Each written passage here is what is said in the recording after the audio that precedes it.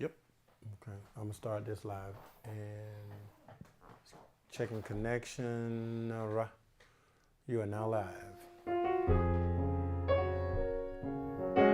Hi, and welcome to our new podcast with John Bill and Palmer Williams Jr. And the name of this lovely podcast, Get off my lawn. Get Off My Lawn. Oh yeah, Get off my lawn. get off my grass. I said, Get off my lawn. we don't want you on my grass. Get off my lawn. Stupid. That's our theme song. That's it. That's what we've come up with. That's as far as we've gotten. Y'all give it up for Leroy Hornsby on keys. What's up, y'all? What's happening? We actually we trying to tie in everything here in the studio. And once again, this is John Bill, Johann Sebastian Bill, and me, Palmer E. Williams Jr. The E is for exceptionally sleepy today. But we're gonna do this thing. Let me just show you around the studio right quick, and we're going to tie all this in to where you can see us on the thing there. It says "Get Off My Lawn" at the bottom. If you can't see that, for those of you who wear glasses that are very strong, and like John. But anyway, no, Pretty much. so we're getting ready to kind of go through this, and what we're going to do with this inaugural launch here, even though I think we've had one. So this is our second inaugural The second inaugural. launch of Get Off My Lawn. Binaugural. The binaugural. Damn, that sounded crazy. That sounded like something you need some antibiotics for. But But we talked about that earlier. yeah. What is it when side discharge or something like that? Oh, my Well, I was talking about a lawnmower. It has a side discharge, which means it throws the grass out the side of it. And being a side discharge didn't sound right. Sound like something you need some really seriously powerful antibiotics. But what did you say it was? Side discharge. What did I call it? Gonorrhea.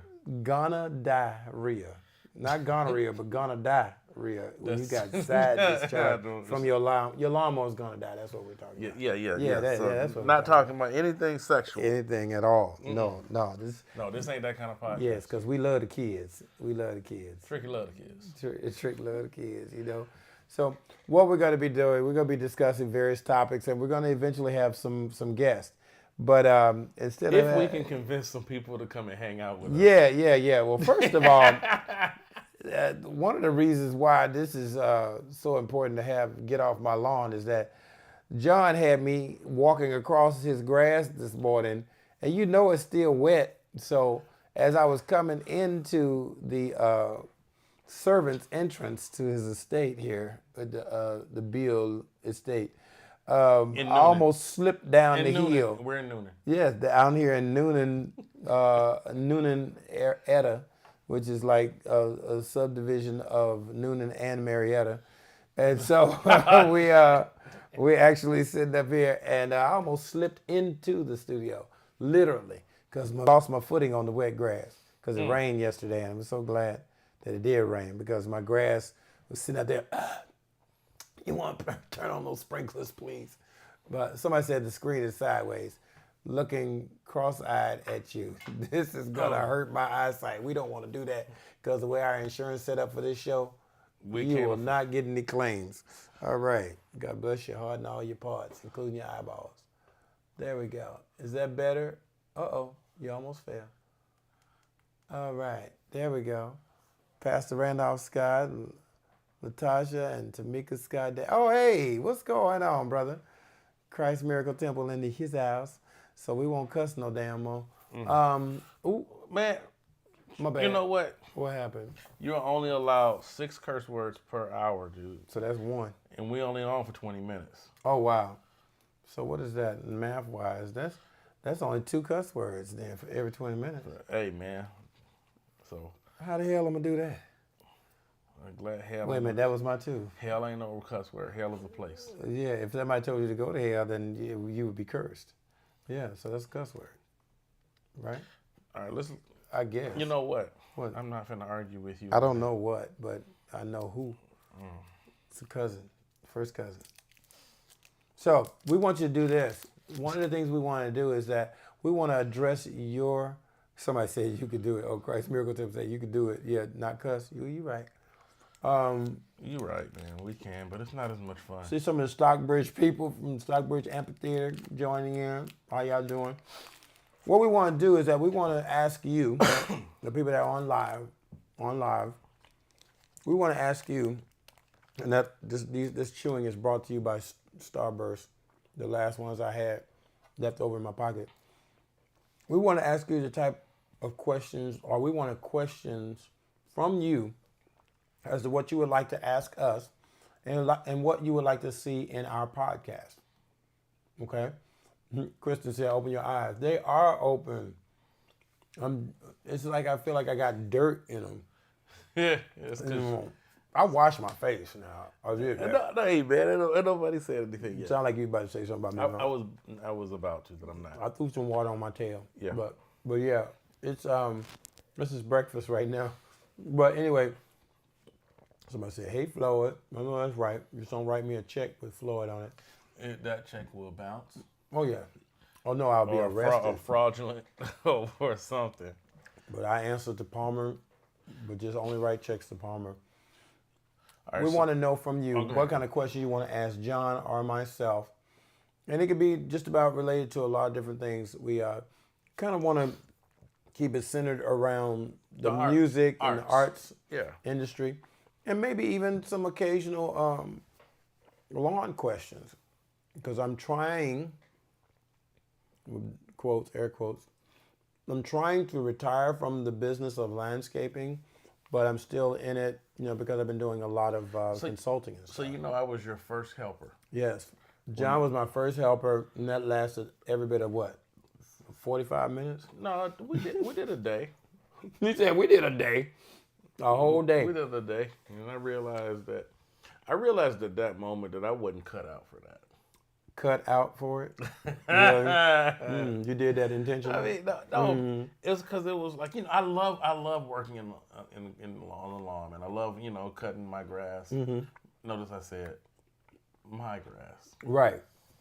Cutting somebody else's, boy. It's a different. Man, it's a whole different. First of all, in order to do landscaping, you probably quit 2 to 4 times a week, if not a day. Because sometimes it's so hot that you have to get resaved every Sunday because if it's any hotter than hell. Well, man, like yesterday. Than it is not outside. Yesterday. Well, just this week, man, it's like been hot as 4 fat women in the Miata. Oh, wow. That's pretty hot. I saw the devil in some flip-flops and a short set, okay? Oh, man. But he was down there near Lenox. At least we're not in Vegas, man. No. My homegirl in Vegas, man, she put on Facebook the other day, she said, it's so hot out here that she turned on the cold tap water and it was warm. Right. It was lukewarm tap water. And that was considered ice water out there. It's like, God. Somebody won the lottery out in Arizona, didn't they? Somebody said, question, what would be your advice in getting into the business of acting? I would say don't do it. GPT chat don't do it for you. No, I'm just kidding. Don't do it. I think as far as like with getting into the business of acting, I've always been a person that always push to create your own gig. A lot of people want to get accepted and they audition over and over again. There's Actors Access and all that kind of stuff. And then, of course, there's the pending strike here with not only just with the writers. Not the pending strike. I mean, the present strike, I'm sorry. As not only just with the writers, but also with the actors strike with SAG-AFTRA. That creating your own gig also means writing it, acting in it, producing it. I would do the research on how to be successful in this business and then find your own organic way into it.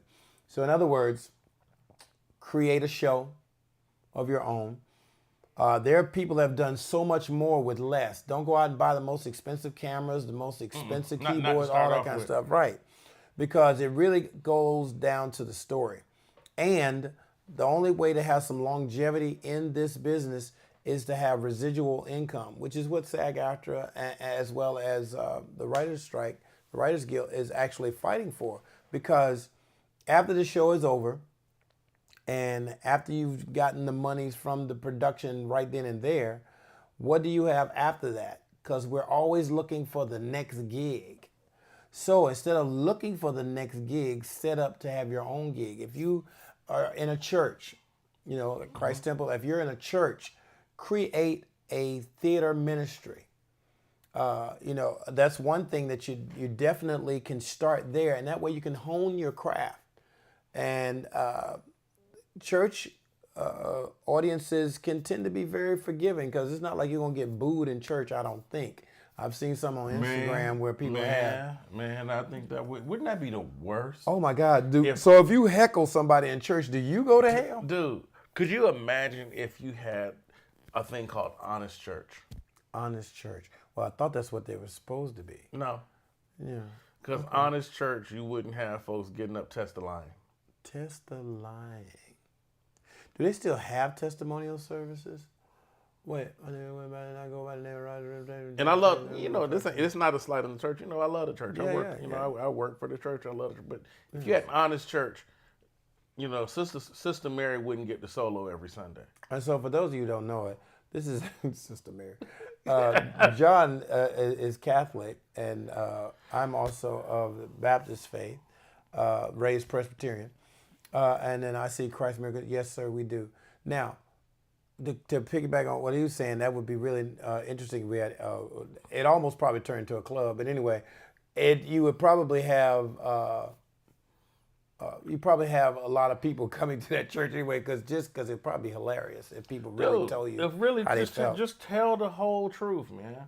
Yeah, but we also have this thing about humility, and then you don't want to just embarrass anybody too. I'm not, see, people think the truth has to be painful. Mm-hmm. People think the truth doesn't have, you still have grace. That's what makes it church. Grace and mercy. So I know I'm being funny, but I'm also being serious. Right. So you have grace and mercy. People think just because, like Kevin Samuels told the truth, but his delivery was not pleasant. Right. His delivery was harsh, and and it was purposefully hurtful to people in his tone, and he didn't have compassion.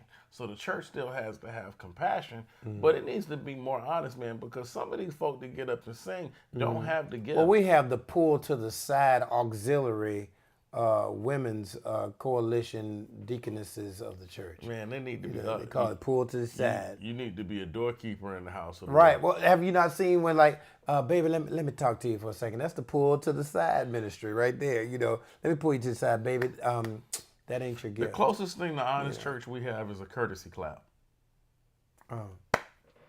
Bless her heart. But that's also a golf clap, ain't it? Dang.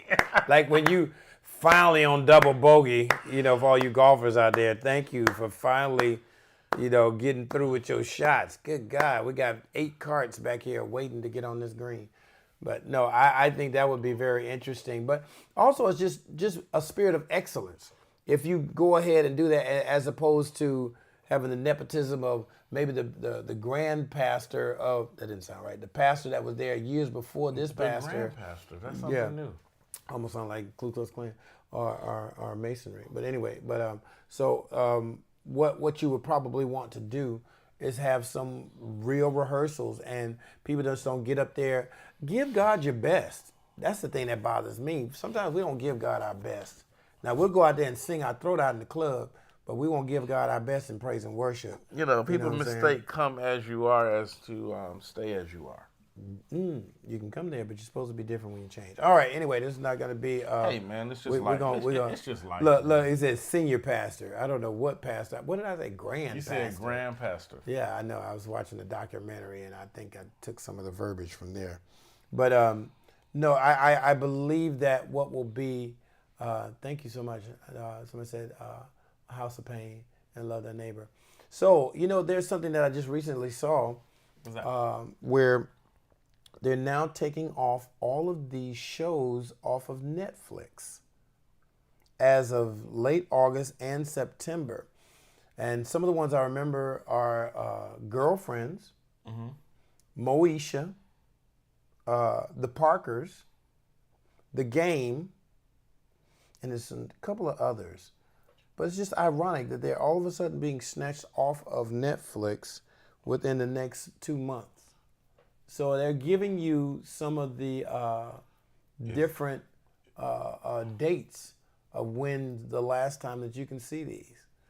Do you know why? Because they know nobody has a VHS anymore and we can't record it. That's one reason, other than me. But no, I don't know why.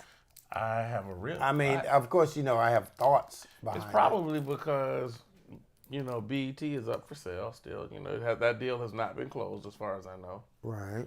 No. It's solidified that Tyler Perry now owns BET and VH1. That is confirmed. That is confirmed. That is confirmed. So that's basically Black history. Okay. So TP owns BET, VH1. Yes. Shout out to TP. Thank you for the work.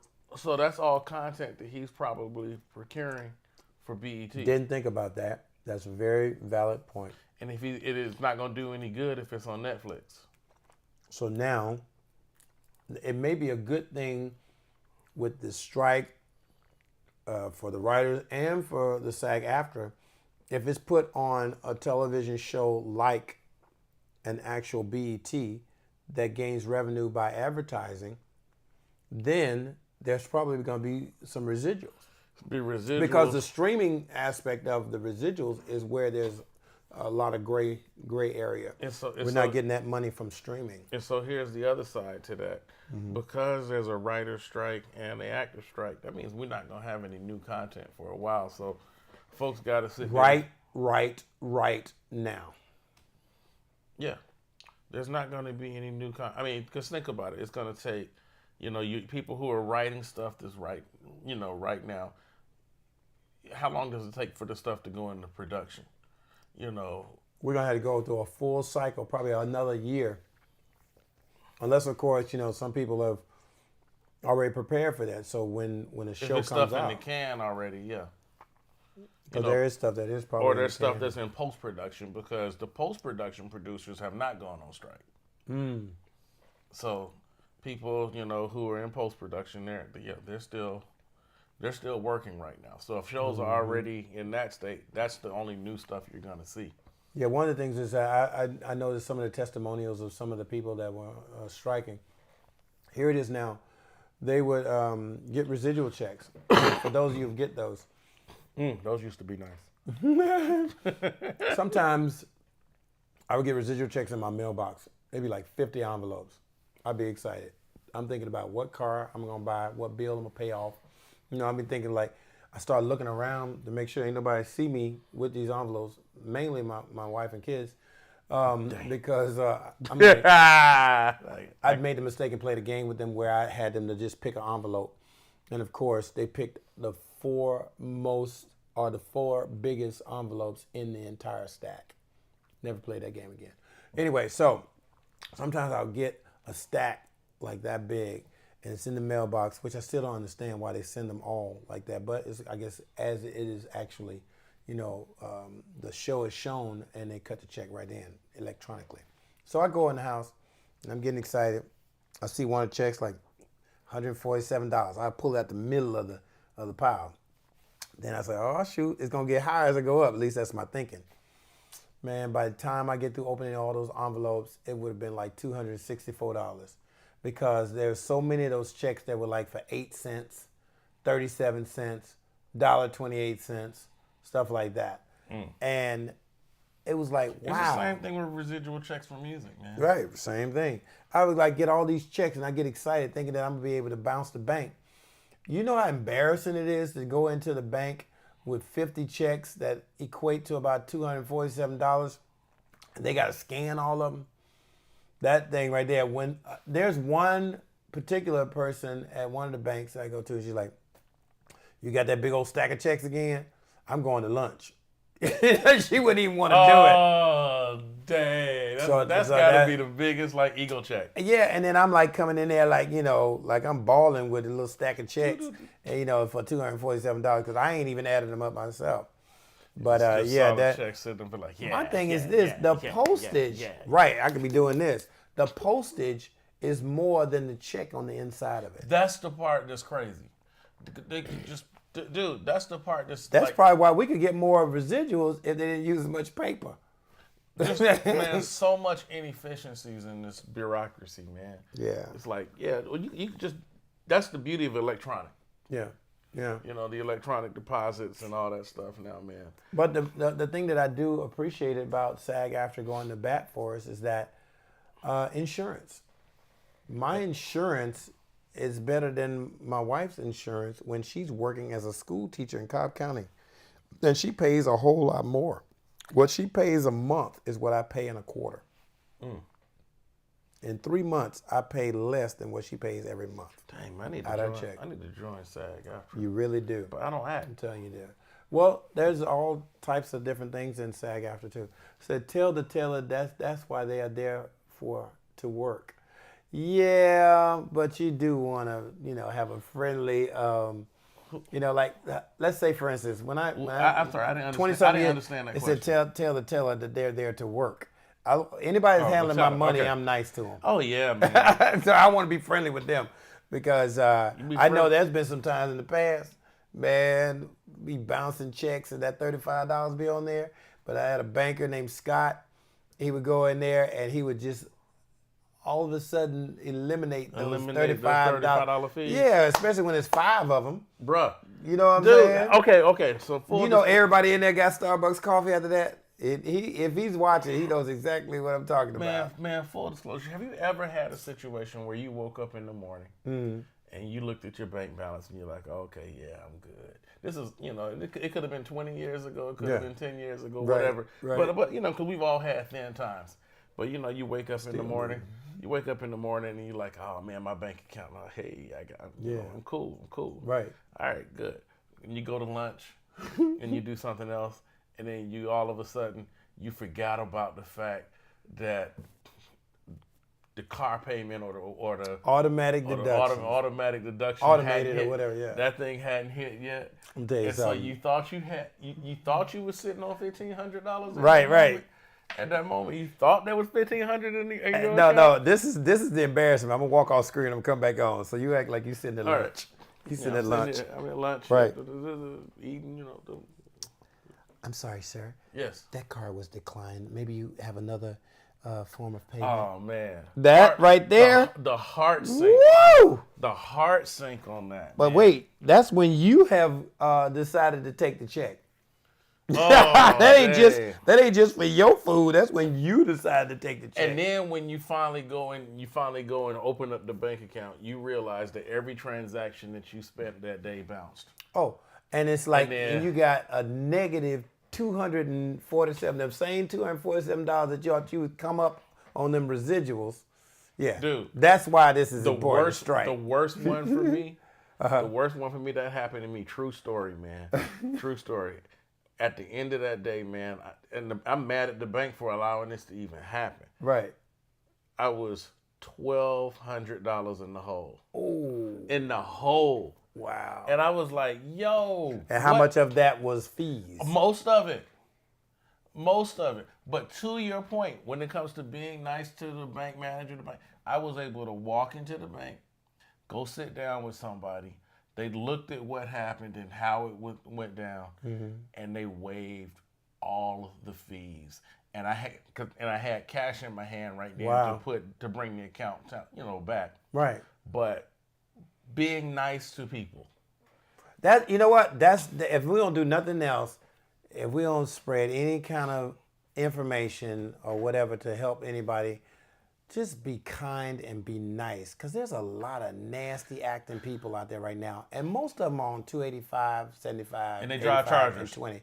What's up with anybody with a Charger or a Challenger right now? Chime in right now and tell us why you have that car. And anybody that has a Nissan Altima but drive it like it's a Maxima. Them. And you got that right front tire that's a donut. But you still chime in right now. But you got the right front tire that's a donut, but you still want to drive 100 miles an hour. 127. Don't you know there are potholes on 285? Wait, that will wait. take you out? No. That's in residential. Oh. And then you want to do donuts in the parking lots of churches. Hold on, man. Why does everybody want to do donuts right What now? is that? Dude, Do you realize you're going to have to buy some more tires that you can't afford because your car payment is $11,000 a month? Man, how about this, man? They just paved the streets over here, right? Right. And then you're gonna go and mark up the streets. They just paved. They're beautiful, and then you decide you want to come trash the street. Down here in Noonan, Whatever, Noonan man. Retta. That's some get off my My lawn. Get off my street with that. Get with off my that. lawn. You I've know. seen people do donuts in people's lawns. I've had to charge people to go and repair their lawns because somebody decided to do donuts. It may have been an ex. I don't know. But it's dang. just the fact that they would do that. And mind you, tires are not cheap. No. So when you do this burnout, and you'll have no regard for not only just for your own vehicle, but the surrounding area, property value, property period, and the lives of others. How many people do you know part. that have been killed on the highway because of negligent drivers that have been speeding and doing something crazy? And stop trying to exit from the passing lane all the way across at the last minute. That part. Now here's the thing. I'm not an old Somebody said, what studio? I've been looking for a good studio. Look up Orange Room Studios. Orange Room Studios, man. Orange Room Studios. Or you can go to johnbillmusic.com. JohnBillMusic.com. johnbillmusic.com, and we can talk. Or you can take my Cash App for a deposit. And no, I'm just kidding. But no, that just people be careful, be nice. Look, if somebody wants to get argumentative with you on the highway, let them go. Because you know what? You may be avoiding an accident by letting that idiot go on up ahead of you. You don't know what kind of day they've had. You don't know what kind of mindset they're in. That road rage is real. We got one job, and that's to get home. To get home. Safely. Truly. That's in one piece, and your car intact. That's my job every day, man. It's like, you know what? Folks do some dumb stuff. You know what? I don't even blow my horn at folk no more. I mean, unless we're at the light. Yeah. And then, even then, I try to do the soft tap, except I drive my truck doesn't have it. And Look, somebody said, you got that right. I had a flat a couple of weeks ago, and one tire and service almost cost $400. Yeah, it's real. Yeah. Well, everything costs But crazy. you're saying you were trying to get home. I was trying to get home, man. The person cut me off, but they didn't see me. Mm-hmm. They didn't cut me off on purpose. So, but I just kind of tapped. I tried to do the gentle tap, but man, like I'm blowing, but I'm not really blowing. But unfortunately, I drive a truck that sounds like a gentle. Yeah. So you just make it not long. It's well, everybody down in Noonan has a truck. That's like the cowboy Cadillac. Hey man, it is Texas. the cowboy Cadillac. Yeah, but I try to blow soft too. But when they're at the light, and I'm sitting up there and I'm analyzing. It's like, okay, I look. Pause. What? What did I say? Nothing. Oh, I'm at the light. I'm trying to remember what I said now. But I would like blow Pause. I would press my horn ever so gently to where I would get the attention of the motor vehicle operator in front of me. So I would do that, and then all of a sudden, it seems like at that point when they're embarrassed, they try to see how fast they can go from the light. Then they're going like that, or they get mad. Now, what I would do sometimes, I do sarcastic driving. Oh my God. Okay, so tell us about what is sarcastic driving. Yes. So let's say, for instance, I'm in my truck, and my truck's a diesel, so it don't take off as fast as everybody else, right? So I got to get a running start to get started. Yeah. So I'm up there, and somebody will come in and will tailgate me so close. And I'm like, why are you on get off my lawn tail? Right. Anyway, so I'm driving. I'm from Clearwater, Florida. I wish What up, Clearwater? I wish I was down there as soon as you get rid of that governor. But anyway, did I say that out loud? Hey Yes. man, we're really gonna stay away from politics. Yes. But he's a nutcase. We can agree that he's a nutcase. Yeah. He's just trying to get a certain. He's trying to fight Disney. Come on, man. That's a nutcase. Yeah, you're gonna lose every time. Small world. Right. So here it was. Now, when people do that, this is how I sarcastically tell them that they're too close. I would literally find the next side of the road that I can safely pull over. I'll roll down my window and I'll do like this. I will do that to done say that. like, why are you on my butt? I have done that. Yeah, done it's an that. age thing. I have maybe. done that. I have done that on a couple of occasions. I was trying to figure out where you were going with that. Yeah. It's like, you know what? If you in that big of a hurry, by Go all right means, ahead. you Go know, right ahead. go right ahead. Because you obviously need to go and I hate to I try not to wish nothing on anybody. It's like you obviously got to get to that accident before me. Maybe I'm protected. Maybe that somebody had to go forth to clear the way for me. But that's how I do. But the other side to it is you also never know the hurry that somebody might be in. Yeah, and it might be an emergency, but it's the same type of cars that do that. How many people have been cut off by a certain type of car? Charger. Just put in the name of the car. I'm not being prejudiced against anybody's car. Just put in on this feed The name what of the car. kind of somebody said that's the go on by wave. Ha! That's exactly go on by. That's about as bad. Go on by then. Go on by then. There's this beautiful young lady named Ashley something that is from Alabama that sings, and I can't think of it. I think, "Cause I Need a Man," something like that. And she sings this song like that. And somebody said, it cut me off in a Camry. That's, yeah. Wow. It's Really? 4 cylinders too. Cut you off in a camera? They was feeling themselves. Yeah, they must have had it. They need to use flashes if it's an emergency. Come on, somebody. Come on, church. But she was talking about how country she was. She was asking a question of how country she was. So she said, when somebody is offering her some choice, she's like, well, it don't mean no never mind to me. The fact that I know that that's country because I knew exactly what she meant first. So that's when I knew that I was country because I was a country interpreter. So that, like, how many of y'all know that that's really country? But you understood what I said. Hey, man. Yeah. But yeah, punch in those names of those cars that have cut you off in traffic. Because we're not going to be, I was cut off by a Honda Civic. Oh, yeah, they were putting their whole foot in there. Unless it's one of those. Those rice rockets. Don't do that. That's racist. That's what they He call said, them. right, they. We're not calling. That's we what in they- no way endorse. They either call them rice rockets or they call them ricers. You're still doing that. No, but that's what they call them. They call them cars from Japan. That's what they call them. That's Fast and To Furious all of terminology. my Pacific Islander and Asian friends out there, God bless you. I love you. Thank you for your cars. Was that racist? No. I mean, I need the Africa 2000. That's what I need to drive. When you gonna make that? that's like the 225. I need the AA 2000. That's a deuce and a the quarter. African American 2000. We ain't make it. We just made it popular. Actually, Actually, it was a black designer. well, that's true. He designed it. He got paid for it. Maybe even residual, but he ain't own it. He didn't own it, but it was the deuce and a quarter was a black designer. Do you know what the biggest entrepreneur that gives back to the community is? Black church. They don't charge you, but it's your reasonable service to give your tithe. Somebody said Dodge Charger, to give your tithe and offering.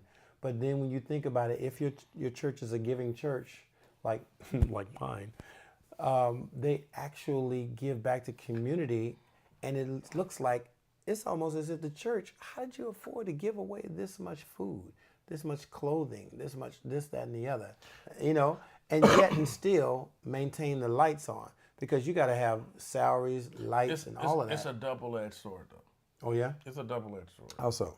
So, In your experience, no. you think in general? In general, I mean, you have the exceptions, and Even though religion is something we were not going to get involved Well, in. we can- Somebody we- got cut off by a Mustang. well, we're not really talking about religion per se. We're talking about institutions. Okay. All right. So the black church as an institution doesn't. Somebody said, I hope you know nobody can hear you. Really? The people responding. Somebody said these Teslas are out of control. But go ahead, Nobody John. can hear me. Nobody can hear who? Palmer or John? Just chime in on that too. Oh. I used to own a Tesla, and I never cut off anybody because I know what my insurance rates were. Because I didn't want to hit nobody in a Tesla. Yeah. You know what I'm saying? But those are those M models are the ones. Yeah. But what I was saying is, the Black church as an institution does a lot of giving and a lot of. Okay, you hear both those, Philly. They're very giving. But the problem is because so many times they are huge land. They own a lot of the land in different communities, right? Okay. And they own all of that land tax free. So because, I'll give an example. There's a church down on Old National in Atlanta. And outside of Atlanta, I'm not going to say the name of the church. If you know the area, you know the church I'm talking about. They went and bought up all this land in College Park and South Fulton in the area right now. They used to be viable businesses that were paying taxes. And all of a sudden, as these businesses closed, the church just bought the property. Okay. And so that means that there was no sales tax revenue generated anymore for that community. Okay. And so what happened is, if you look, that community has become blighted around it because there was no revenue to support. The traffic didn't go down. The other, but so many of the community resources were not available anymore. Well, they weren't a good steward over the property.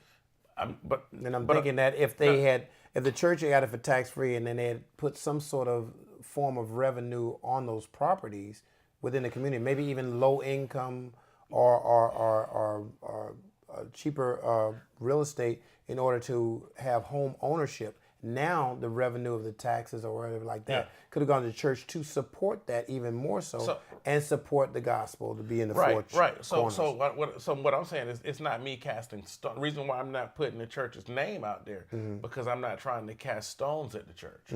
I'm just trying to bring to light one of the byproducts of what happened. So going forward, what I think anybody who is interested in possibly starting a new ministry or whatever or something of that nature, think about what your financial impact on that community is going to be, because you need to be financial stewards as well as spiritual stewards of what's going on around. Right. So that's the thing. Right. Now let's take your church for example, which I'm not going to say who they are. Right. One of the things that I know that your church does that's really positive in the community. So my sister is head of blood bank for the Red Cross for the South. Shout out to Red Cross, looking for endorsements. Southeast region, for the whole Southeast region, right? Your church happens to be one of the largest blood donors, historically, year over year, for much needed plasma and rare blood types that are needed in the Black community for all kinds of ailments, surgeries, emergency, things of that nature. That is something that your church specifically does right. Largest to the Omalami's organization, which is Hosea Helps. Yes. Largest donor for that as well. So things like that, church, that's where the church comes in handy. But I'm just calling out. But one of the other things that the church could improve upon in general is being good stewards of the land and the community that they work in, and figuring out ways to help. I think another thing too. Let me ask you this: how many of you, including ourselves, still either have student loans or had an amazing amount of student loans, and they were like choking you for a long period of time, especially right after school? Right after school? Yeah. And of those, how many of you went to HBCUs? I went to HBCU.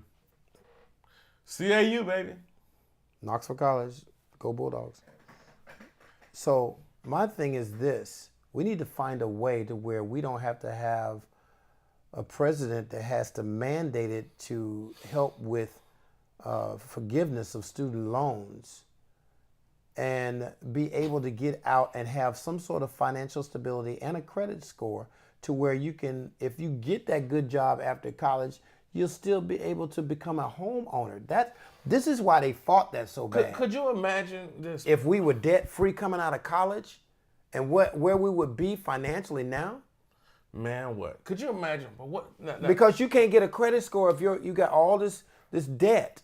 They're not going to give you anything or let you buy anything because they don't trust you to pay it back because you got $30,000, $40,000, $50,000, $100,000 worth of student loan debt. That's why they fought it, because It's really going to be about home ownership for those that have been denied it for the longest. They tried redlining. I'm not saying which community of color this is. I'm talking about redlining. We're talking about debt. We're talking about not being able to buy anything because you have this astronomical amount of debt on you to where you cannot qualify for anything with a negative 200 score. So that's why it's important when we reward these kids for the good grades and all the other stuff like that, we should applaud them just like we do the athletes because they're not having to pay for school. And at that point, that's when we should start trying to invest in them. Since we're not paying the tuition, start paying on maybe purchasing a house in their name. So imagine this. Imagine if we had a tiered thing. If we had a situation where the community, the church community, the business community in our area, That's what I'm getting to. come together and figure out a way of, if you do such and such amount of work for the church, or if you do such and such amount of work for in this business community, these group of businesses along with the church, and possibly if you're in education, you teach at the school, combination, I'm not saying all of it, you come in, we find a way to pay off half your student loans or all of your student loans, to give you that leg up. But it has to come from all of those tiers. It can't come from one institution. Well, like some people even offer, like I think my daughter is going to a master's program where when she graduates, she'll be able to go to school for free if she teaches in Atlanta public schools for 2 years. Right. Here's the problem. It's a give back. Yeah. Here's the problem. It's an investment in the community. The problem with those is that happens. That's been around for a while. For a while. Yeah. So those teachers, they actually go and teach for 2 years and then they're out. They don't have any buy-in. All they want to do is teach they count down their 2 years. They don't have an investment in the community. So that's why I'm saying it can't come from just the schools. Right. It's got to be a whole. I see where you're going with that. It's got to be a holistic thing where you have the church, the school, the business community, politics. Everybody has to be involved, and it can't be just for teachers. That's the thing. What I want to see. If you're doing it just for teachers, that's only one thing. You got to be able to have people that we talk about a brain drain, where we take all of our great ideas and put them elsewhere. If you want to bring everybody back to the table, you got to have something that will draw them in. The key thing is that will draw them in is if they can actually have a financial incentive to be there. Yeah. I think it's something that needs to be looked at, and that will be very powerful. We always talk about reparations. I would love to have that to happen, but at this point, we're going to have to take it and earn it, and basically, it'll be something that wasn't given to us that we earned ourselves. And you know how you feel sometimes when you have your first little paycheck and you're able to buy something on your own, and you're like, wow. Yep. You feel a sense of pride about that. I think we need to get the pride back. We need to stop going on the internet and doing all these crazy things because they love to put us out there. And I'd be remiss if I didn't say anything about this Carly situation with the young lady over in Hoover, Alabama. Okay. I know. I got to at least say something. Okay. One thing I would love to see. Of course, there's a lot of funny memes. What's her last name? Carly Smollett? No. Stop it! That is hilarious, and it's almost appropriate. But anyway. All right. That's all I got. No. Somebody say, what's up from Alabama home, folks? So my thing is this. We love to make memes and jokes and stuff. Like, I'm going to tell you something. Black people are some of the funniest people in the world. Man, I promise we you, are. every other black person, if not every person, is a comedian because of some of the comments I see. Now, we're hilarious. But there's a time and a place for everything.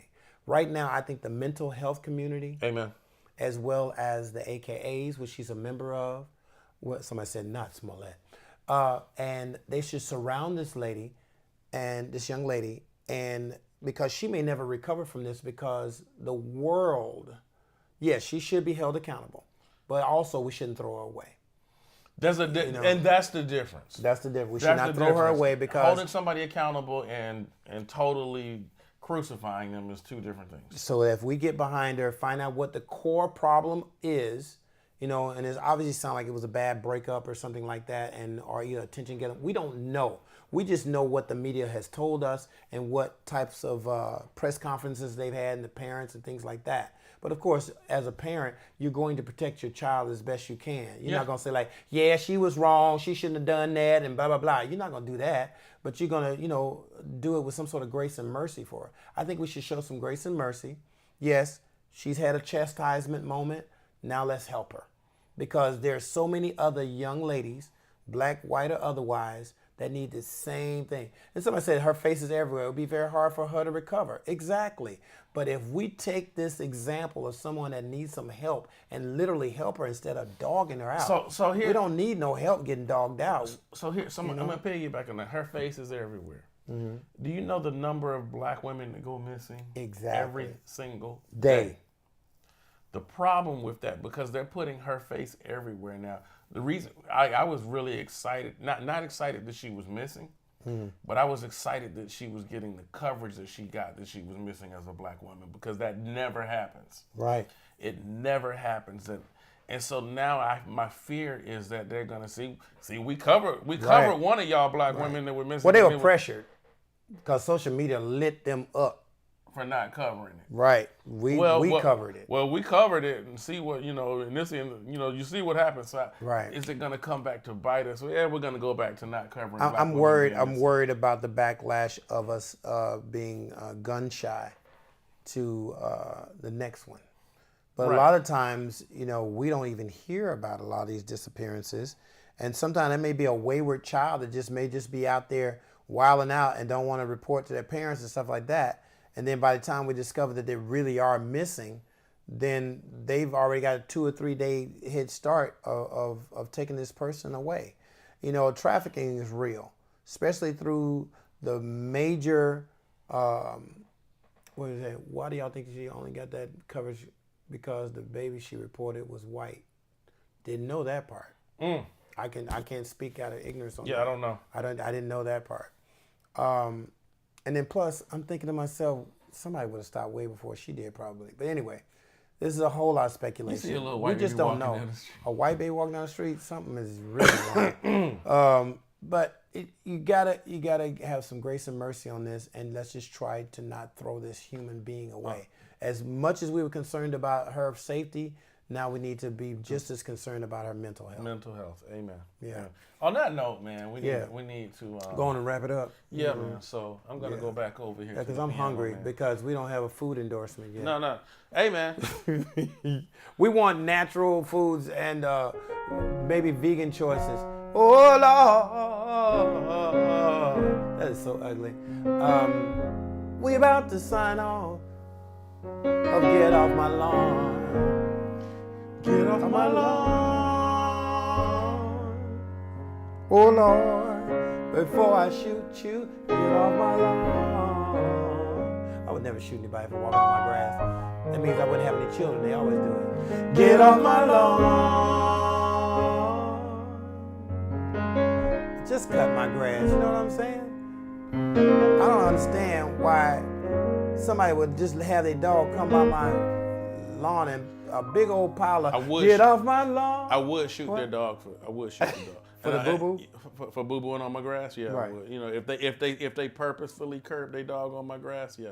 All the time. Yeah, that's gonna happen. The dog's gonna get shot. And somebody said, I love it. What? That ugly run I did? I don't care what PETA stands for, because PETA stands for people eating tasty animals. I do not condone or endorse what he just said. I love my dog. Here you go. You can look on Instagram. You see my little baby, Cleopatra. Cleopatra has a good digestive system, and it's the worst when you drive your lawnmower. I'm just gonna this is for all my former customers and present customers. If you got a dog and you let it boo-boo in your yard and you don't pick it up, and I run over it with my lawnmower and I feel something hit the back of my neck because the tire has flipped it up on me. Oh my goodness. Your rates just went up. Just for the testing, I'm thinking that this boo-boo has infected me. What's up, David? Yeah, giving you. Hey, if y'all need a good photographer, David Slocum Photography. This is going to be the hookup podcast. Y'all just look at some of these addresses and follow everybody on here and follow us. Obviously, you're following us because you're tuned in, but just follow us and follow some of these people and inbox people. We're not trying to be a hookup line or anything like that as far as like for dating, unless it's just somebody you know, but whatever, that's on you. But we are not responsible because our insurance is not set up for stalkers. Anyway, so if you need a good photographer, David Slocum. Also, good brother, which is his actual brother, is Mr. Jonathan Slocum, a wonderful comedian and host and things like that. Good brother. And also condolences to them because they recently lost their mother this year. And I just want to say once again, God bless you and continue to heal. Yes, somebody says he related to Jonathan. Yes, indeed, that's his blood brother. And they lost their mother this year. So send him some love and send him some work. Yes, that's how you bless somebody. Because the thing is not when we're supporting these businesses, and the businesses have to be at a level like, hey, make sure that you are very professional and you do what you're supposed to do, and stop asking for discounts all the time. Because if the work is going to be good, it's going to be good. Pay for good work that you don't have to be going back and forth. Because if you go cheap, you get cheap results. You know how you get a discount from me? How's that? When you refer me. How about that? How about that? That part. That's how you get a discount from me. And then that one-time discount that you get, and the like work the way you said that that one time, discount. yeah.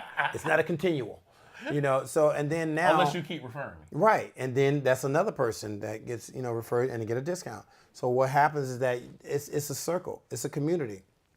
We take care of each other because we can't rely on anybody else to do it. So we might as well do it ourselves. All right. Hey y'all, we'll see y'all on the flip side. In the meantime, stay off my lawn. Talk to you soon.